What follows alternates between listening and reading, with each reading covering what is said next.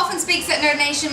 He's an orator, so he often picks a different topic, explores it, and then comes and does a presentation. So it's quite a valuable resource to have, really. So I'll just get his slides up and we'll get going. Thank you.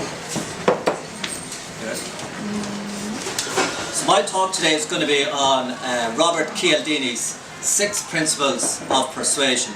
I'm not sure if anyone knows these. They're also known as the 6 Weapons of Persuasion, and it's a cult classic on American MBA courses. The first principle is the reciprocal rule. If somebody does something for you or gives you something, you may feel that you owe them a debt, and you'll feel unsatisfied until you've given them something back or you've done something for them in return. A simple example of this is if someone buys you a drink, you feel you should buy them a drink back. Companies know this, and that is why they do not mind giving out free samples, free gifts, first membership free, first month free, etc. The second principle is commitment and consistency. When you make a commitment, you like to honour it, regardless of if new information shows that you shouldn't honour it, because you do not like to be inconsistent. Now the way this is exploited by politicians is when you're canvassing, the golden rule is to ask someone, will you vote for me, number 1? If you can get someone to say yes to that, the chances of them voting and the chances of them voting for you increase dramatically. The next principle is social proof. We all look to others for guidance. It is said that 95% of us are imitators, 5% initiators.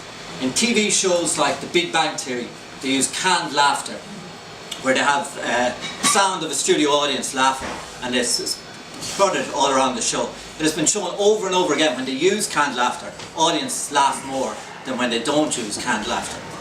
The next principle is liking. When you like somebody, you are much more likely to listen to them, trust them, and believe them.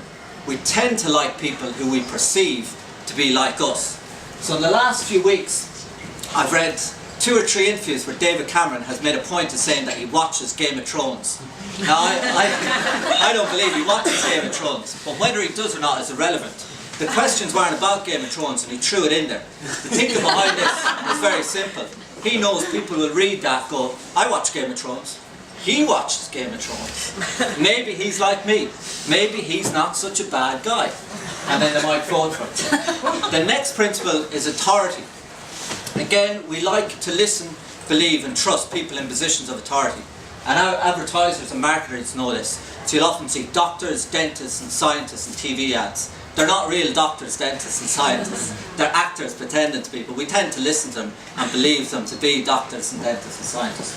The final principle is scarcity. When our opportunity to acquire something is diminishing, we want it more. So you'll often see things like last few remaining. When they're gone, they're gone. Ryanair now uses a thing where you'll see only 5 seats left. There could be 50 seats left, but that little thing, only 5 seats left, will kind of push you to that sale. So they are the 6 principles. I've really touched on it a tiny little bit. So the book is called Robert Cialdini, Influence, The Psychology of Persuasion. I may have said in the bio that I would talk about it so you wouldn't have to read it, but I'd like to encourage you all to read it.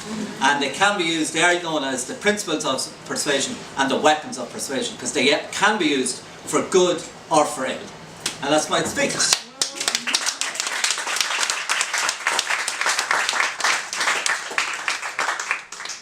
Any questions? Yeah? Which is your favourite? My favourite? I think the reciprocal rule is my favourite. Yeah.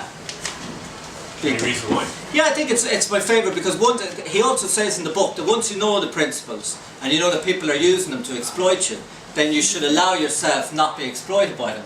So since I've read about it, when people give me stuff now, I don't feel the need to give it back to them.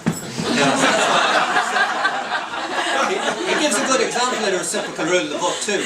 He said a professor studying it. Huh? No one will buy you a drink. Yeah, tweet and I'll give you a free drink. Well, try it. See, you'll still get bought the drinks. You'll still get bought them, you know. In the book, he had a professor who tested it out, got a phone book, and randomly posted people Christmas cards that he never met, and he started getting Christmas cards back from them. You know, so it does work if you want something. You know. Any other questions?